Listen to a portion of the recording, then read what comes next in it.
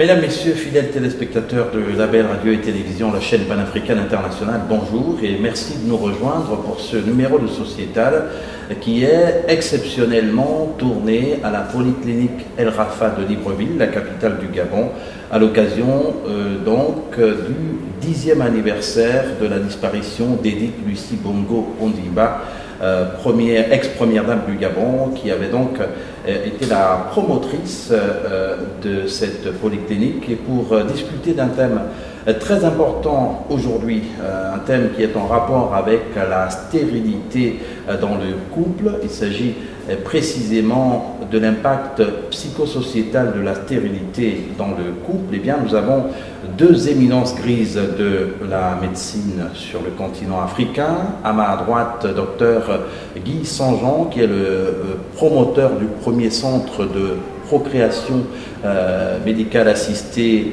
créé en 1995 en Afrique subsaharienne et notamment au Cameroun. Bonjour. Bonjour.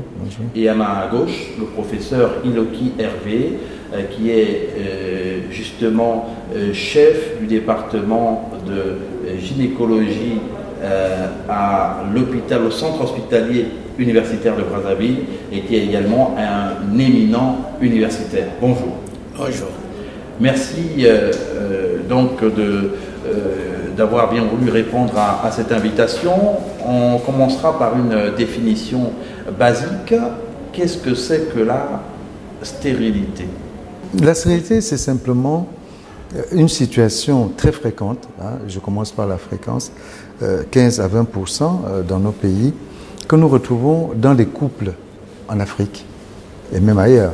C'est-à-dire, dans un couple, si après 1 an de rapports sexuels réguliers, il n'y a pas d'enfant, on commence à s'inquiéter. On peut parler d'hypofertilité ou d'infécondité. Donc c'est ça, l'infécondité. Je préfère le terme infécondité, parce que stérilité, c'est plus péjoratif. Okay? Stérilité, ça veut dire qu'on ne peut pas avoir d'enfant. Il faut donc parler d'infécondité ou de retard à la fécondité. Donc, pour nous résumer, simplement, c'est une situation dans un couple où il n'y a pas d'enfant après 1 an de vie commune, sous le même toit. Et selon l'Organisation mondiale de la santé, le continent africain est le plus touché par ce phénomène. Professeur, qu'est-ce qui peut expliquer qu'on ait un tel taux d'infécondité? Merci beaucoup. Je voudrais quand même essayer de compléter la définition que vient de donner mon collègue et frère, le docteur Guy Sanjean, sur la notion de stérilité, d'infécondité, d'infertilité. Sur le plan de la définition académique de la stérilité, comme il a su le dire, c'est l'incapacité d'un couple à faire démarrer une grossesse après 1 an de rapports réguliers. On peut supposer qu'un couple un couple normal puisse avoir au moins 3 rapports par semaine. C'est à peu près ça la moyenne, mais 2 rapports à 3 rapports par semaine pendant 1 an, sans pour autant qu'on puisse faire démarrer une grossesse.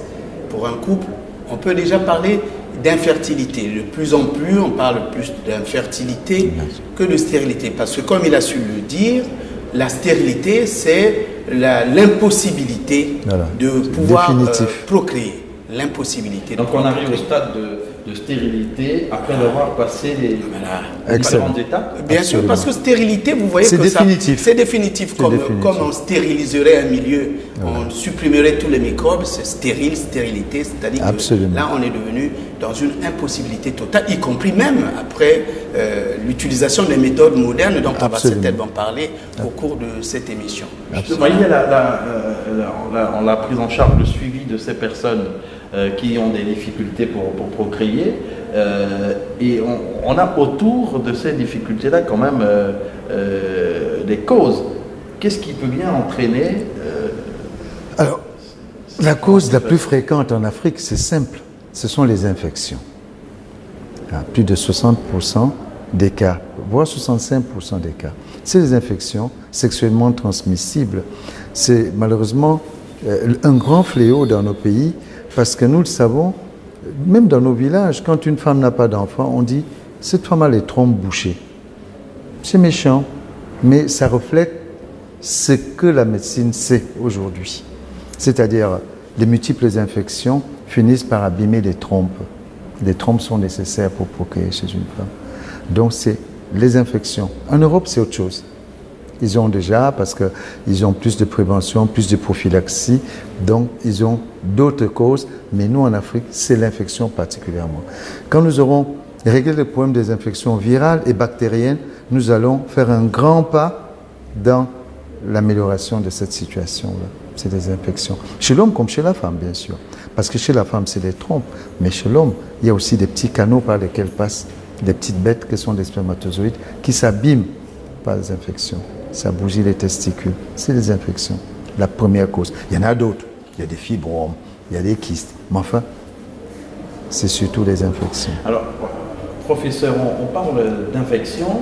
On a à un moment donné pensé que ce genre de problème était lié au niveau de vie des pays développés. Or, on se rend compte que sur le continent africain, finalement, on est le plus touché. Est-ce que c'est la médecine qui a des problèmes ou ce sont les gens qui ont des problèmes, qui ne vont pas vers le médecin?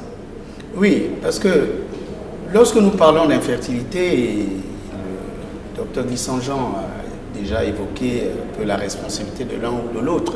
On parle de la stérilité ou de l'infertilité du couple. Absolument. Il s'agit donc à la fois de parler de la responsabilité de l'homme et de celle de la femme. Absolument. Puisqu'il n'y a pas que la femme qui est concernée par les raisons qui emmènent à la stérilité. Il y a aussi l'homme.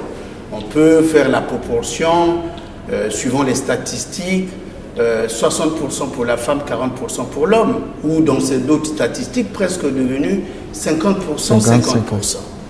Et dans la responsabilité qui incombe à la femme ou à l'homme, il y a différentes causes de survenue de l'infertilité.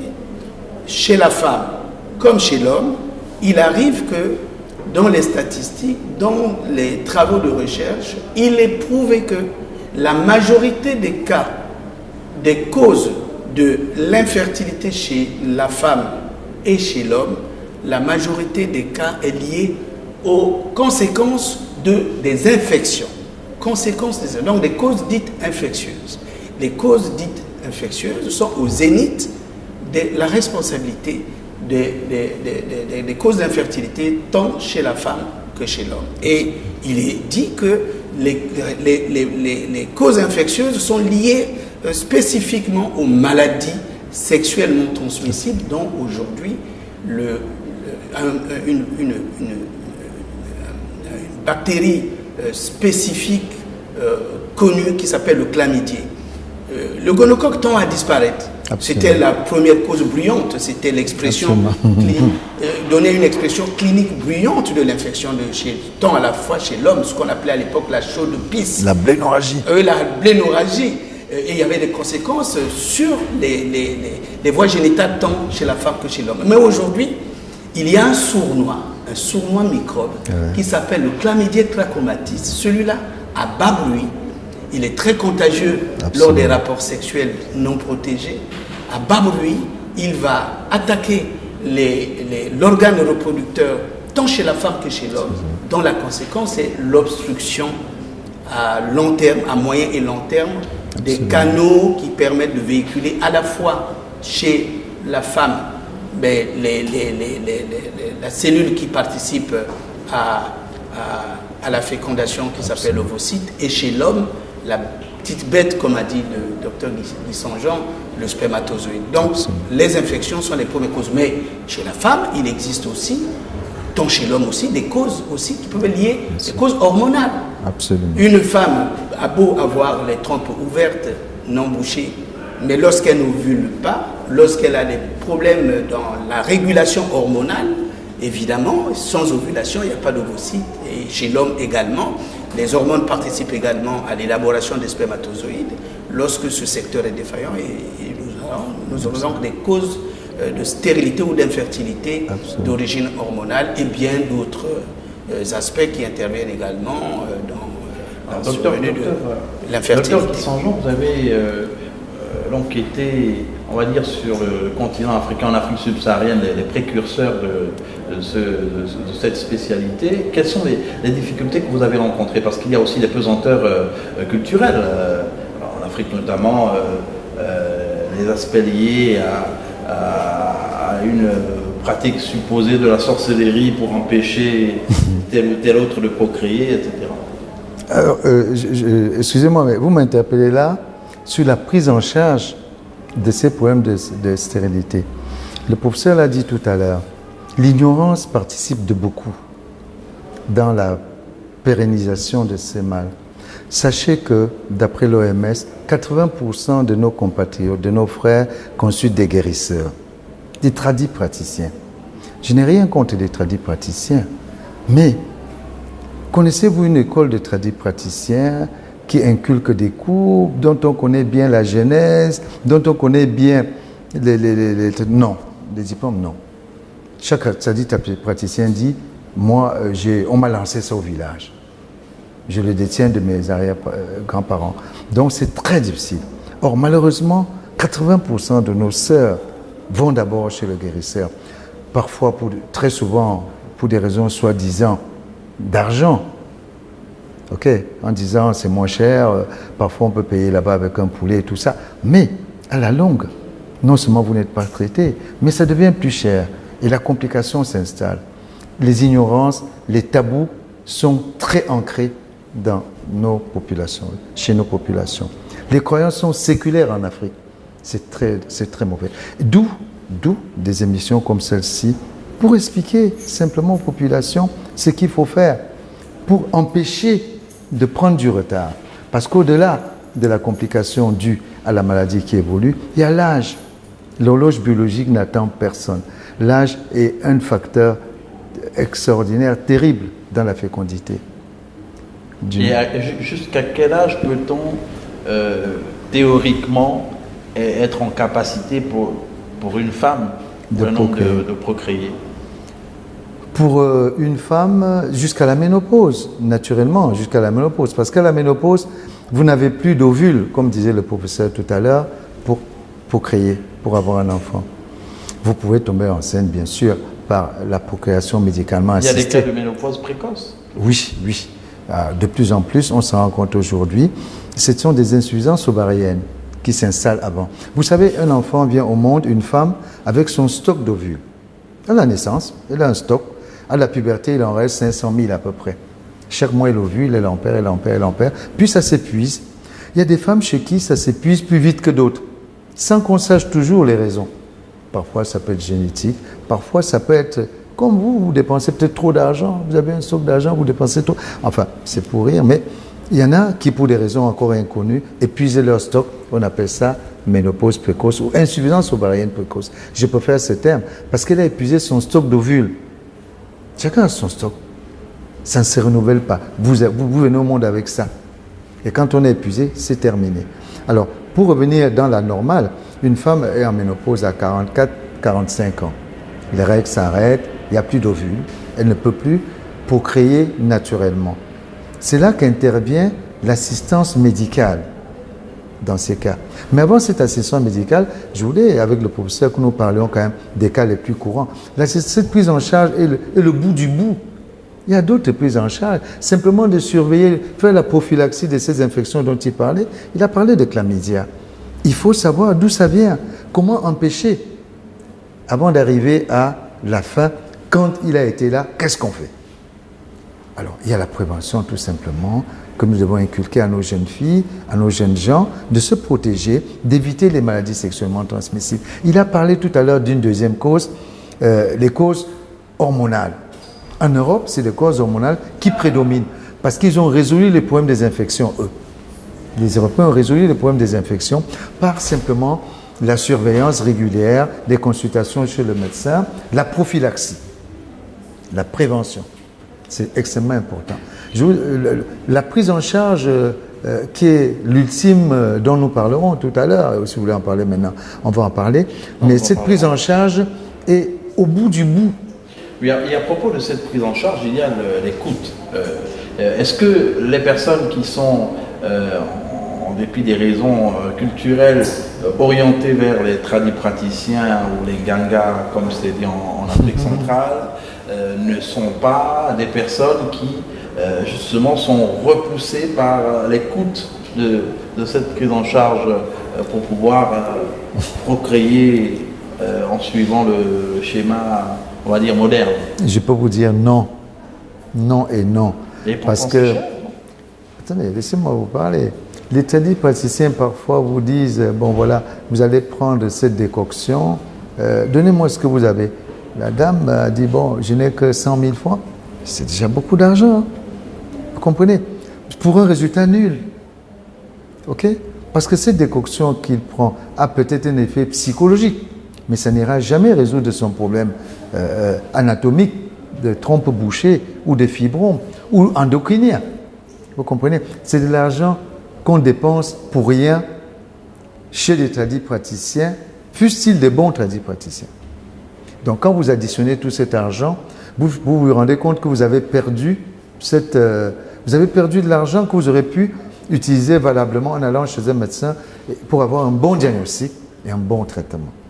Moi, j'ai envie de dire non, parce que c'est le problème simplement de la misère, malheureusement. Quand vous arrivez chez le praticien, chez le professeur, vous dites, professeur, j'ai déjà beaucoup marché, j'ai déjà beaucoup dépensé, je n'ai plus rien. Ah ben oui, mais en attendant, vous avez dépensé avant. Vous avez fait même participer au baptême de la cousine, au mariage de la nièce, tout ça. Vous avez dépensé beaucoup d'argent. Oui, je vous concède que nos pays font de plus en plus l'effort d'avoir une couverture sanitaire pour aider nos populations. C'est la chose la plus importante. Nous devons être égaux devant la maladie. Il faut que nos pays trouvent un moyen. Ici au Gabon, je pense qu'il y a une assurance maladie universelle. Même si elle marche moyennement, elle existe. Ça permet à tout le monde de se soigner. C'est ça la mutualisation des moyens pour se soigner. Parce que le coût dont vous parlez, ce n'est pas le médecin qui encaisse cet argent. C'est la façon, c'est la mise en œuvre. C'est la mise en œuvre de l'acte. Pour opérer quelqu'un, il faut des gants stériles, il faut des tenues, il y a des intrants qu'il faut. Sinon, si vous voulez prendre des raccourcis, ça entraîne des complications et vous faites un mauvais geste. Et comment vous arrivez, professeur, à organiser désormais la communication pour sensibiliser au maximum? Parce qu'on se rend compte qu'il y a un gros déficit de communication. C'est vrai qu'il doit y avoir un gros déficit de communication, puisque le résultat, c'est que la grande majorité n'a pas compris le processus qui conduit à une prise en charge efficace des cas liés à l'infertilité ou à la stérilité. Je voudrais revenir quand même sur un aspect que vous avez évoqué, sur lequel vous avez échangé avec le docteur Guy Saint-Jean, concernant la place qu'occupent les tradipraticiens dans la solution des problèmes à proposer aux couples infertiles. Ce sont des aspects culturels très importants. Ça n'existe plus dans les pays où les gens ont une médecine très avancée, ou un niveau d'éducation élevé. Ça n'existe plus. Pourquoi ça n'existe plus? Parce que nous sommes des scientifiques, nous. Nous nous basons sur des faits prouvés, avérés.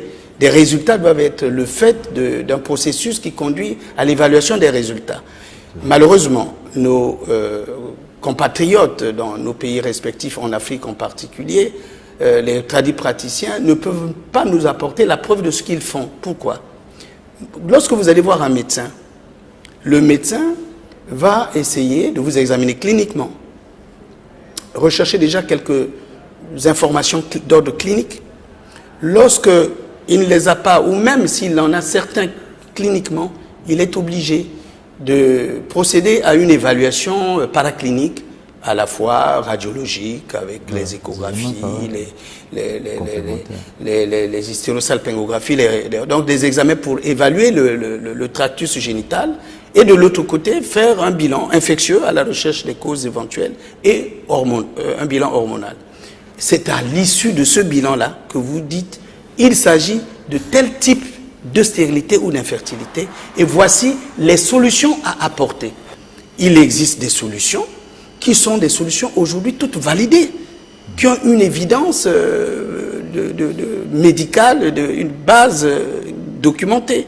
On sait que lorsque les trompes sont définitivement bouchées, là nous ne pouvons plus rien faire et on va à d'autres solutions qui existent, qui sont accessibles dans d'autres pays, et c'est ce dont nous allons parler avec le docteur Guy Sanjean. Mais malheureusement pour nos tradipraticiens, ils ne savent pas à quel niveau se situe le problème, mais systématiquement ils vont vous donner le même médicament pour tout le monde. Absolument. Est-ce que le problème n'est pas aussi on va dire, le manque de spécialistes en la matière? Parce que c'est une... Oui, non mais attendez. Nous avons deux niveaux et le docteur Guy Sanjean va certainement me compliquer. Il y a deux niveaux d'intervention. Bien sûr. Il y a le basique de la médecine que même un médecin généraliste, même une sage-femme peut tenter de prendre en charge. Absolument. Il y a un niveau. Il y a un niveau de choses qui sont accessibles à tout praticien formé en la matière. Et de ce point de vue-là, dans nos pays, respectivement, de plus en plus, les gynécologues formés, les sages-femmes formées, il y en a qui peuvent tenter d'apporter des solutions à un niveau. Absolument. Mais le niveau qui va nécessiter une prise en charge plus sophistiquée qui s'appelle la procréation médicalement assistée, elle aussi à plusieurs niveaux. Absolument. Il y a un premier niveau qui est basique, absolument, mais il y a un autre niveau qui va demander une technologie plus appropriée. C'est à ce niveau-là que tous les peuples africains n'ont pas accès forcément parce qu'ils n'ont pas de structures qui sont faites pour l'instant dans un certain nombre, sinon la plupart de nos pays, qui rendent ça accessible. Et c'est de ça, c'est la dernière, comme a dit le docteur Guy Sanjean, c'est la procréation technologique, je pourrais dire assistée, qui consiste à aller, cette fois-là, dans un laboratoire, absolument, procéder à faire quelque chose qui n'est plus une chose naturelle. Et voilà. Et selon l'OMS, seulement 1% des 5 millions de bébés éprouvettes nés à travers le monde sont des bébés africains. Donc un pourcentage... Oui, malheureusement. Moi, j'apprends cette statistique que je n'avais pas. Merci beaucoup de l'information, docteur Guy Sanjean doit être au courant. Non, c'est une vraie statistique. Voilà. En fait, il y a une carte mondiale de la prise en charge dans ce domaine-là, qui est la procréation médicament assistée. C'est comme la carte, j'ai envie de dire, de l'aviation. On dit en Afrique, il y a un trou noir. Quand vous regardez la carte du monde la nuit, vous voyez tout est illuminé partout, sauf en Afrique. C'est la même chose pour la procréation médicalement assistée. Parce que comme le professeur l'a dit tout à l'heure, c'est le bout du bout. Mais avant ce bout-là, il y a beaucoup d'autres choses qu'on peut faire. La sage-femme, l'infirmier, même vous, les journalistes, ce que nous faisons là. Si une dame écoute ce que c'est la prévention des maladies sexuellement transmissibles, nous aurons gagné notre matinée. Il aura appris quelque chose. Chacun doit y participer. Ce n'est pas uniquement le corps médical. Vous avez cité le nombre de spécialistes. Non, il ne manque pas de spécialistes. Ils sont simplement concentrés dans les grandes villes. En tout cas, dans nos pays, c'est le cas. Le ratio médecins-habitants est de 2,30 médecins pour 1000 habitants. Là, c'est le président de l'Ordre des médecins qui vous parle. Nous n'avons pas encore atteint ces ratios. Aucun pays africain n'est là. Il n'y a que la Tunisie qui s'en rapproche à 1,8, quelque chose comme ça. Nous, au sud du Sahara, nous sommes à peu près à un médecin, à peu près. Mais ce n'est pas mauvais. On a connu des périodes où il y avait même un pour 10 000, mais qui arrivait quand même à faire quelque chose. Il y a le personnel paramédical qui doit intervenir, il l'a dit tout à l'heure, pour supplanter les zones où il n'y a pas de médecin. La médecine est une et universelle. Nous avons ce qu'il faut. Et puis, nous avons la médecine à la hauteur de notre développement. OK? Nous sommes à l'heure de l'émergence. Il faut que la médecine soit émergente avant les autres. C'est comme si on arrive, on sort de la mer, on arrive avant tout le monde, on n'aura même personne à soigner. Il faut que l'émergence soit homogène. Une émergence homogène. Donc voilà. Dans nos documents pour la stratégie, la croissance et l'emploi, c'est encore le président de l'Ordre qui vous parle. Dans chaque pays, il y a un nombre de médecins souhaités pour atteindre l'émergence en 2035. Pour le Cameroun, c'est 500 médecins par an formés.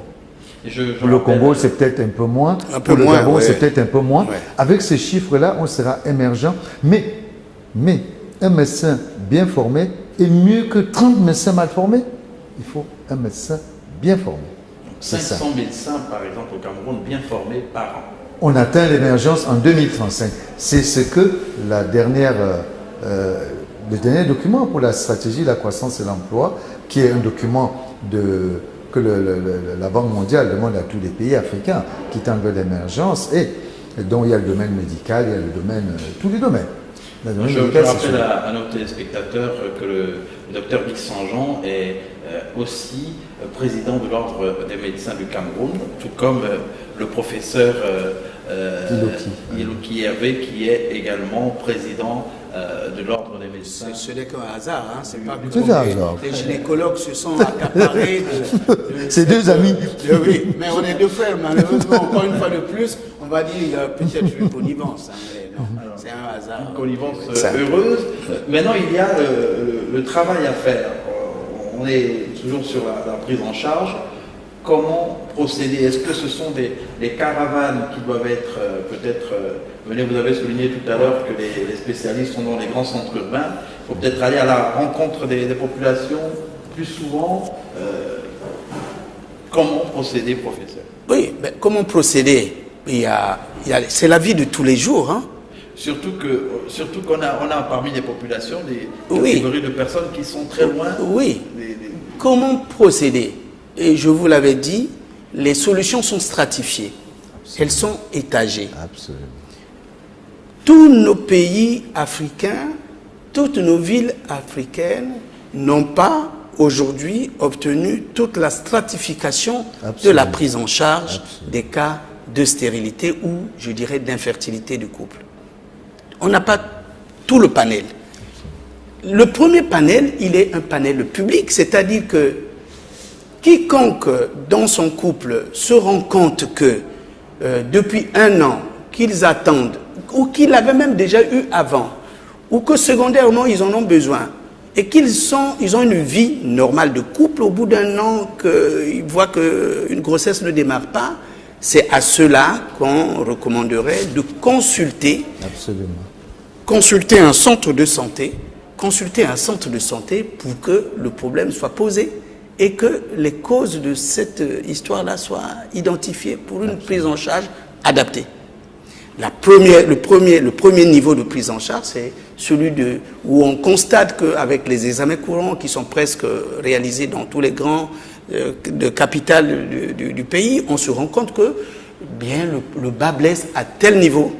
Et voici, si c'est un cas purement hormonal, il peut être réglé par les médicaments qui sont à disposition. Absolument.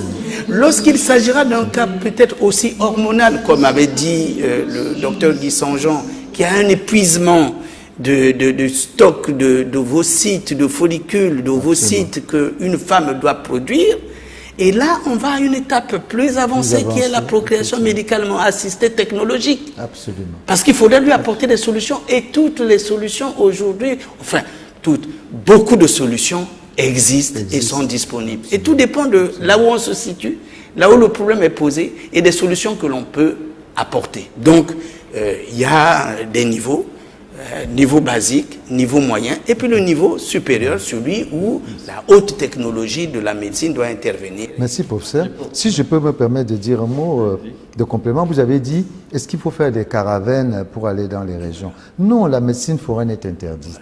Pourquoi la médecine foraine? Ça, c'est les cow-boys à l'époque au Texas. C'est du commerce. Mais nos pays sont maillés par les formations sanitaires. Il y a des districts de santé dans nos pays respectifs. Au Cameroun, il y en a 200 districts de santé.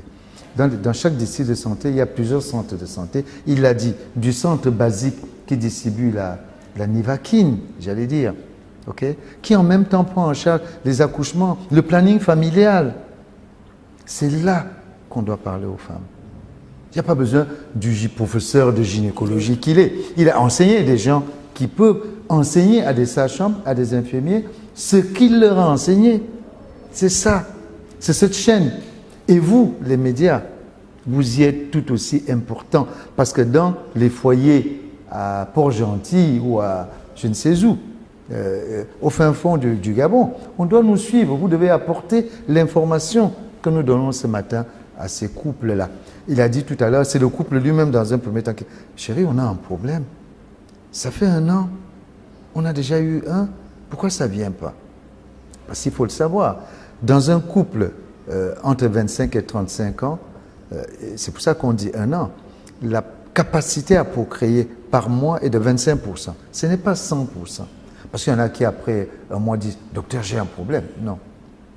Il faut 1 an, comme le professeur l'a dit tout à l'heure, de vie commune, des rapports réguliers, au moins 2 à 3 fois par semaine. Vous êtes jeune, nous, c'est peut-être 1 fois tous les ans. Mais les jeunes qui cherchent un enfant, c'est 2 à 3 fois par semaine, régulièrement menés.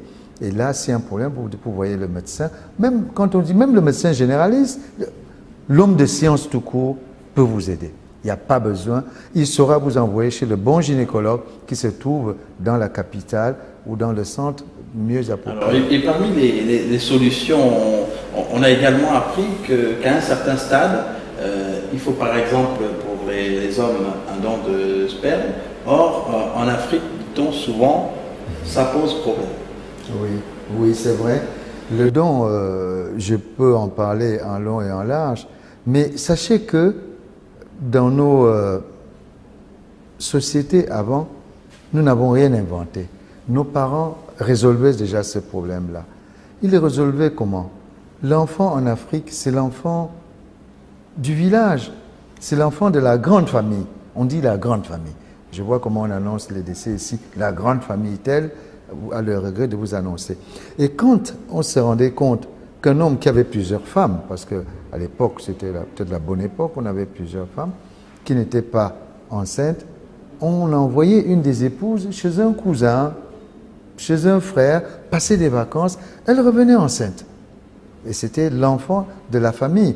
Le monsieur fermait un œil en ouvrant l'autre. L'enfant grandissait, c'était l'enfant de la famille.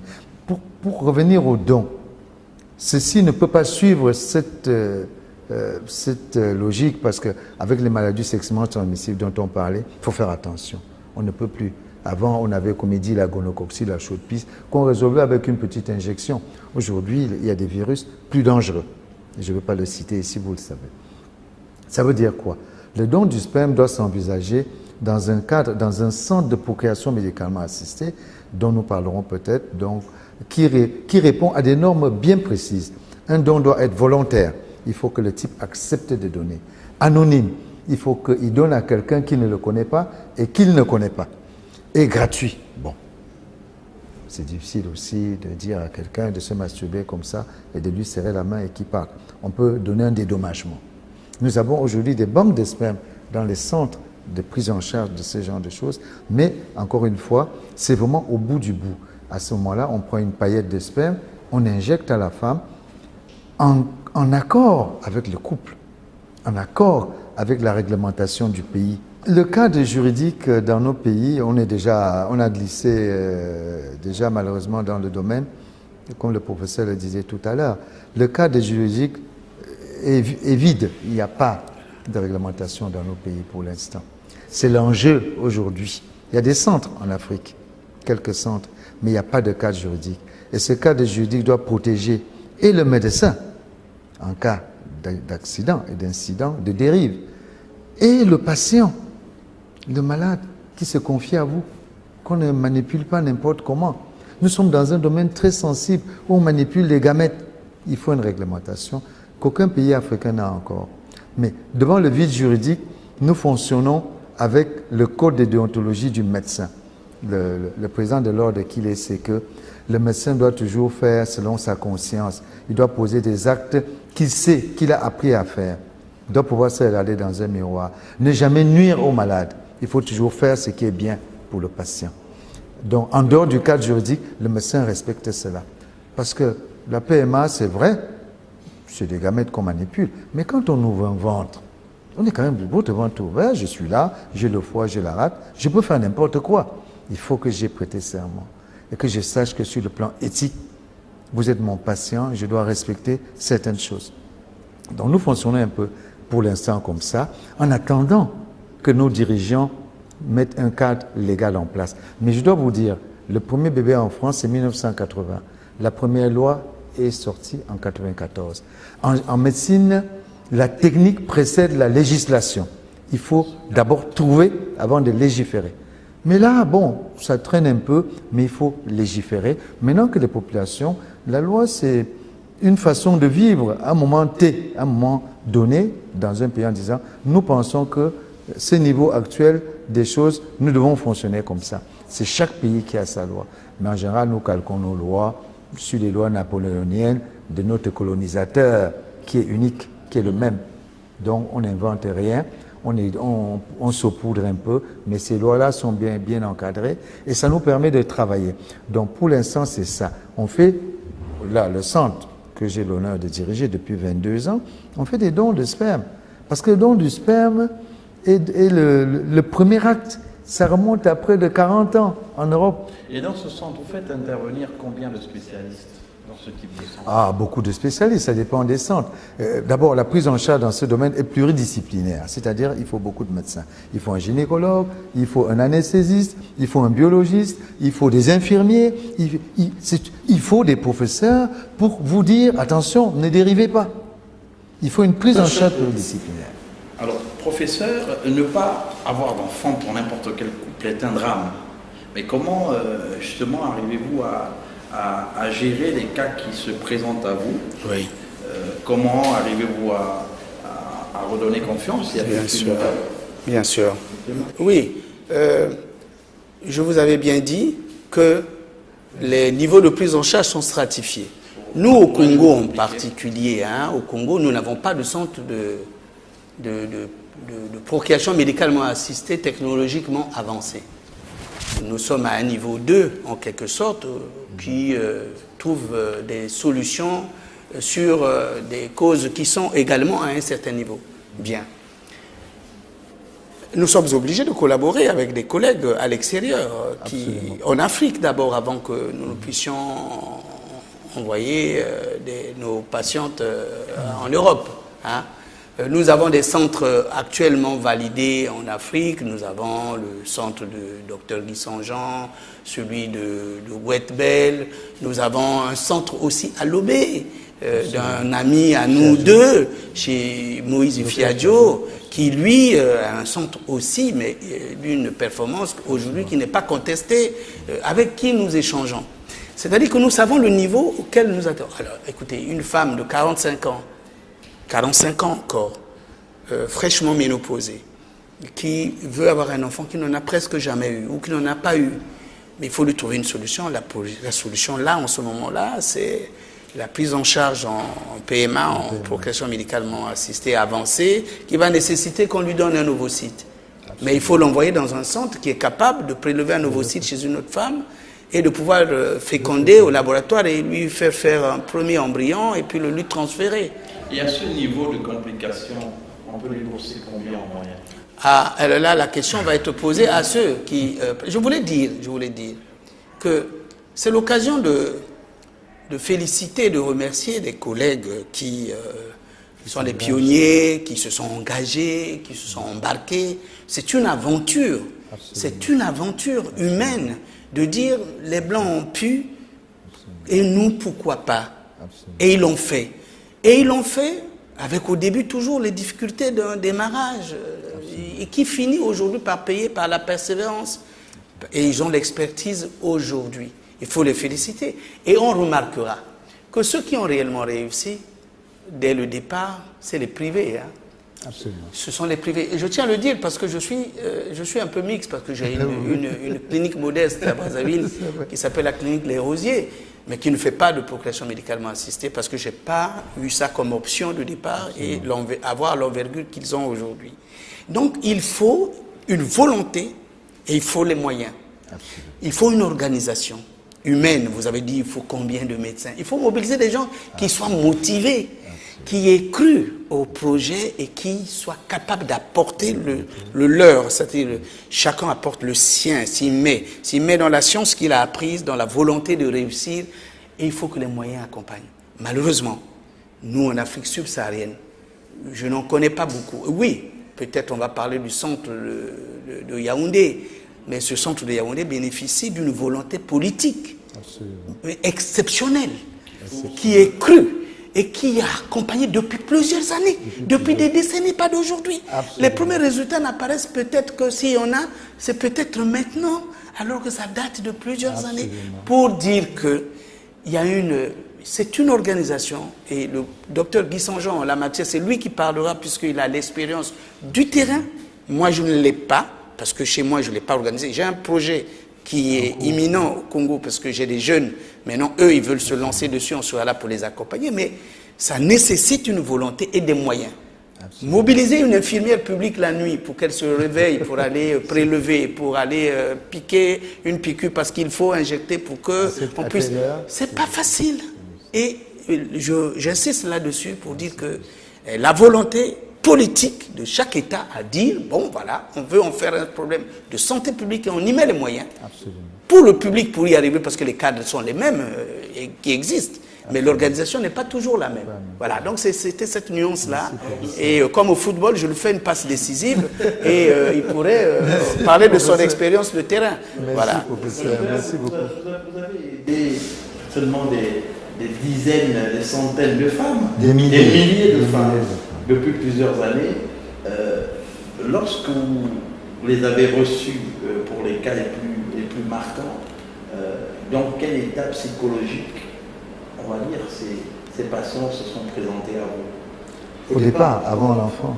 Avant l'enfant. Bien sûr. Vous savez, en Afrique, plus qu'ailleurs, l'enfant dans le couple est très important. La stérilité est un problème est un problème social.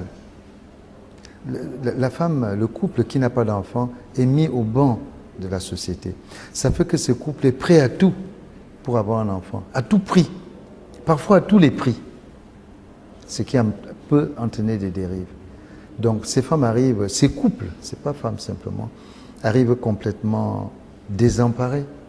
Je vous ai dit tout à l'heure, en chemin faisant, il commence par: docteur, vous êtes mon seul espoir, j'ai trop marché. Parfois, si vous n'êtes pas froid, ça peut même vous monter la tête. Il faut rester froid, détaché. Et pour venir en aide à ces couples en détresse, parce qu'ils sont prêts à tout. Je vous ai dit, j'en reçois parfois. Par semaine, j'en ai plus de 10 qui viennent du Gabon. Oui, ils viennent d'un autre pays pour me voir à Douala. J'ai noté que le taux d'infertilité au Gabon est très élevé. En Afrique, en général, donc, oui, c'est 15 à 20%, mais il semblerait qu'au Gabon, je ne sais pas quelles sont les raisons, peut-être le professeur le dira, on le verra au cours de notre congrès, il semble que c'est légèrement plus élevé, mais enfin, disons que c'est la moyenne africaine. Même c'est déjà trop la moyenne africaine. Il y a beaucoup de femmes qui souffrent de cette infirmité, parce que c'est une infirmité chez nous. Les Européens, quand ils n'ont pas d'enfants, ils adoptent, ils vont chercher un Vietnamien, ils adoptent. Ce n'est pas leur problème. Johnny Hallyday, pour ne pas le citer, adopter des Chinois, c'est mon enfant. Ils aiment parfois cet enfant-là plus que l'enfant qu'ils auraient eu eux-mêmes. Mais nous, les Africains, on veut notre enfant. OK? Même si la femme africaine est prête à donner, parce que quand une femme accouche 4 ou 5 enfants, et que sa sœur n'a pas dit « je vais donner un enfant à ma sœur », chez nous, il y a cette générosité. Mais, au jour d'aujourd'hui, chaque couple veut un enfant dans son foyer.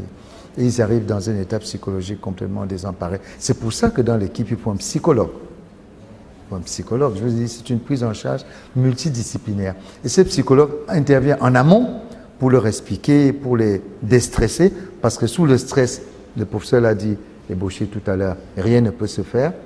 Et pour préparer l'échec éventuel, parce que ça ne marche pas toujours. Dans les meilleures mains, c'est 40%. Dans les meilleures mains. Il faut donc expliquer ça à ces couples et leur dire après, parce que parfois ils ont dépensé tellement d'argent, il faut leur expliquer que ça peut arriver, il faut prendre patience, revenir ou alors supporter et ne pas ajouter un drame au drame. Donc ces couples arrivent dans un état, pour répondre à votre question, dans un état psychologique très très bas. Et nous médecins, on ne doit pas en profiter parce que notre rôle, c'est d'accompagner, même dans le malheur, les couples qui viennent à nous. On n'a pas le droit. L'éthique médicale nous oblige à accompagner parce que nous rentrons dans la vie, non pas d'un patient, mais d'un couple. Mais justement, et c'est là que ça devient délicat,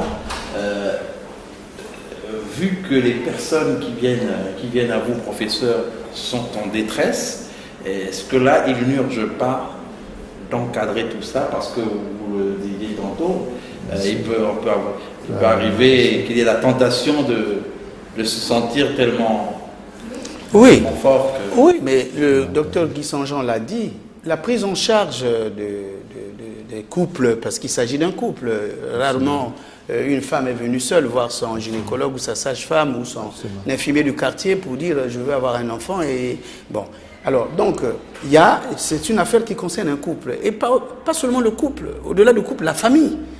Vous avez là-dedans la belle-mère qui intervient, le père de son époux et qui même intervient. l'enfant à venir, oui. je veux pas vous coucher. Voilà. Parce qu'il y a un enfant qui va naître. Ça va. Il n'y a pas qu'une personne, il y a deux. Et l'enfant à venir, il faut tenir compte de tout cela. Okay? Quand vous aurez l'enfant, vous l'avez dit vous-même, quand il va demander, mais je viens d'où?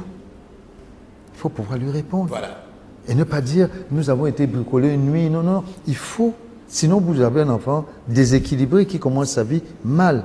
En général, à 12, 13 ans, il vous dit, papa, maman, est-ce que c'est la cigogne, comme on raconte chez les Blancs, qui m'a amené ici? Comment je suis venu? Il faut pouvoir lui dire la vérité en lui expliquant un certain nombre de choses. Donc, nous sommes là dans un domaine très délicat. Donc il y a un accompagnement, Absolument. une sorte de... Absolument. Pas de service après-vente. Oui, non, mais s'il y a un service après-vente, si j'ai envoyé un couple, par exemple chez Guy Saint-Jean, ou que je l'ai envoyé à Lomé chez Fiaggio, j'attends d'abord le résultat médical. Bien sûr. C'est-à-dire, enfin, que ce couple puisse faire démarrer une grossesse. Absolument. Mais pendant cette grossesse, il faut qu'elle soit suivie. Absolument. Elle n'est plus forcément suivie dans le centre. Ah non, non, elle est suivie elle est suivie par le médecin référent. Son médecin référent. Oui, par le médecin qui a référé, par le médecin référent. Mais dans la prise en charge, elle est médicale, c'est vrai, parce que ces grossesses, il faut une prise en charge médicale de toutes les grossesses. Classique, bien sûr. Classique, mais un accompagnement psychologique qui est différent. Ah oui, différent. Et donc, au cas par cas, et de façon globale, de toutes les façons, c'est que l'enfant qui va naître dans un environnement de stress, parce que la peur de perdre cette grossesse-là en se disant, si je la perds, est-ce que je suis capable de pouvoir faire redémarrer une autre grossesse? Donc oui, l'accompagnement psychologique est un élément clé aussi qui rentre dans la clé de voûte de la réussite d'une grossesse prise en charge dans ces centres spécialisés. J'ai un couple récemment, un couple d'une femme d'un âge de ménopause, mais qui s'est retrouvé dans un centre que je ne citerai pas pour faire de la publicité, prise en charge, et qui a démarré sa grossesse, qui vient d'accoucher d'un enfant strictement normal. Mais cet environnement-là, pour tout le monde qui savait qu'elle ne pouvait plus faire d'enfant, il faut qu'elle explique. C'est à elle-même. Je lui dis que c'est à vous-même d'expliquer, si vous le souhaitez, à votre environnement. Vous n'avez pas l'obligation de dire que c'est passé par ce type de moyens. C'est vous qui êtes juge, vous et votre couple. Si vous voulez le dire, vous le dites. Si vous n'avez pas envie de le dire, c'est votre droit d'avoir eu un enfant, puisque vous êtes en couple. Puisque vous êtes en couple. Donc voilà, c'est au cas par cas. La procréation médicalement assistée, sur le continent, vous pensez qu'elle a des chances de prospérer? Bien sûr, c'est comme toutes les techniques nouvelles. J'espère que c'est pour ça que je suis là. Ok. Moi, j'ai eu la chance, le professeur était d'ailleurs là, à mes débuts, j'ai eu la chance de bénéficier d'un transfert de technologie nord-sud. En 1995, on a eu un bébé en 98. Dès l'année 99, j'ai été accompagné des collègues à créer un centre au Burkina Faso, en 99. 3 ans plus tard, en Côte d'Ivoire. 2 ans plus tard, au Bénin. 2 ans plus tard, le deuxième centre à Lomé. Et tout dernièrement, un deuxième centre au Bénin. Moi, je pense qu'il faut transmettre ce qu'on a appris. Quand on donne, on reçoit toujours plus. C'est ma devise. C'est pour ça que je suis là. Je reçois tous les malades. Si je ne suis pas ici, je reçois des patients chez moi. Je me dis non. Même quand il fera quelque chose au Congo, j'espère être de la partie. Parce que je pense qu'il faut transmettre. L'Afrique ne peut pas se développer avec des petits cantonnements. Non. La coopération sud-sud, il faut... Ah oui, il faut la renforcer. Parce que nous avons les mêmes problèmes. Elle est plus facile que nord-sud. Parce que le blanc qui arrive chez nous, il n'est jamais venu en Afrique. Il croit qu'il y a des lions partout. Il a peur des moustiques. J'ai connu ça, je peux vous le dire. Mais quand nous avons été maintenant dans d'autres pays africains, les problèmes sont les mêmes. Les coupures d'électricité, la paupérisation, les tabous africains, les problèmes sont exactement les mêmes. Donc c'est beaucoup plus facile. J'ai eu beaucoup de plaisir à aider au montage de ces centres-là, beaucoup plus de plaisir et beaucoup plus de facilité que quand je l'ai acquis moi-même. Et en tout cas, on est arrivé au terme de cette émission. On rappelle à nos téléspectateurs sur la belle radio et télévision, la chaîne panafricaine internationale qui émet de Libreville, la capitale du Gabon, que le thème de ce numéro de Sociétal est l'impact psychosociétal de la stérilité ou de l'infertilité. De l'infertilité. Comme l'a dit le professeur tout à On l'heure. va formuler de l'infertilité parce que la stérilité, c'est définitif. C'est définitif. Et péjoratif. Et voilà, et surtout péjoratif. Donc on a organisé cette émission à l'occasion du 10e anniversaire de la disparition de l'ex-première dame du Gabon, Edith Lucie Bongo Ondimba, ici à la polyclinique El Rafa, dont elle avait été la promotrice. Nous vous donnons l'occasion, docteur Guy Sangeon, de conclure. Oui, je voulais simplement remercier les organisateurs de ces journées. Je suis venu ici hier soir, simplement donc à l'invitation. Je ne connaissais même pas le programme. Mais je dois dire quelque chose parce que vous avez cité le nom d'une grande dame. D'une grande dame par beaucoup d'aspects. Simplement, je ne connaissais pas cette clinique. Le simple fait de penser à mettre à la disposition des populations une structure comme celle-ci, c'est une bonne chose. J'ai eu la chance, parce que j'ai fait une partie de mes études, en tout cas la dernière partie, à Lille, en France. J'ai eu la chance de croiser cette dame. Beaucoup de gens ne le savent pas. Elle était alors en formation dans la même vie. Ce n'est pas ce qui m'amène ici. Mais enfin, je voudrais avoir une pensée pour cette dame et dire que, vous l'avez dit peut-être tout à l'heure aussi, rien de beau ne se fait sans avoir une grande personne. Et je pense que c'est bon de faire une commémoration comme celle-là. Il ne nous a pas échappé que la clinique voudrait se lancer dans cette prise en charge. Quelle ultime prise en charge? Ce n'est pas la seule, mais c'est le bout du bout de l'espoir pour beaucoup de ces femmes. Moi, je suis prêt à accompagner ceux qui veulent le faire. C'est la raison de ma présence ici à Libreville. Professeur. Oui, merci beaucoup.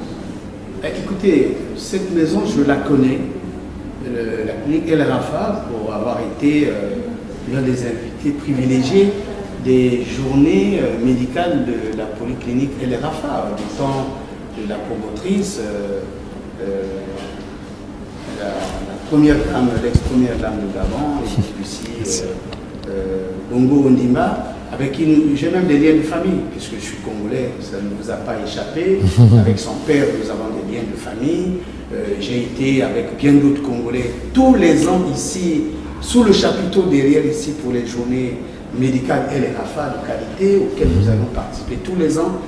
J'ai été reçu dans son bureau vert, ici, à l'époque, plus d'une fois, parce que je sors d'un pays, on a des liens de famille, mais aussi surtout de la même école, puisque j'ai commencé mes études de médecine à Brazzaville, où elle a été une brillante étudiante, où elle a terminé leader de sa promotion, major de sa promotion. Ah bon? En 89, je suis venu au soutien de thèse en partant de Paris, où j'étudiais en ce moment-là. C'était une brillante femme de qualité, intellectuelle de premier rang. Lorsqu'elle intervenait au cours des réunions scientifiques, mais c'est avec une qualité qui surprenait tout le monde. On aurait pensé que fille à papa, épouse que tout lui était donné, mais elle apportait la preuve de son dynamisme et de la connaissance qu'elle avait de la science. Elle avait beaucoup de passion pour la pédiatrie, et c'est pour ça que, malgré qu'elle était première dame de ce pays, elle travaillait ici, elle consultait ici, et ça, on ne peut qu'avoir le souvenir de la passion, puisque vous avez terminé par la passion, de cette dame-là qui l'a conduite à créer, à faire construire cette clinique au profit. Elle le disait elle-même, c'est pas pour moi que je le fais, je le fais pour les populations. Donc, on vous remercie de nous avoir donné l'opportunité d'intervenir sur un sujet qui nous est commun avec le docteur Guy Sangeon, que je remercie d'avoir accepté que nous soyons ensemble. Enfin, Bon, on s'est remercié d'être ensemble, parce qu'on a été invité par le professeur Jean-François Meillet, que nous saluons encore une fois de plus, parce que c'est notre ami, collègue et frère ici au Gabon, que nous respectons par sa qualité intellectuelle, sa qualité d'homme et de son hospitalité légendaire, et à travers lui tout le Gabon. Bien sûr. Le Gabon, le peuple gabonais qui nous a fait inviter et nous a fait accueillir autour de cet événement tout singulier, et que nous prenons l'engagement que la procréation médicalement assistée prospère en Afrique, au moins par les pays qui ont cette volonté-là. Gageons que grâce à la passion que vous avez pour ce domaine, merci beaucoup. Justement, on soit en situation très bientôt d'obtenir d'excellents résultats en matière de procréation médicalement assistée. Merci donc à vous de nous avoir suivis et d'avoir été en compagnie de ces éminences grises de la médecine sur le continent africain. Très bonne suite de programmes sur Label Radio et Télévision, la chaîne panafricaine internationale.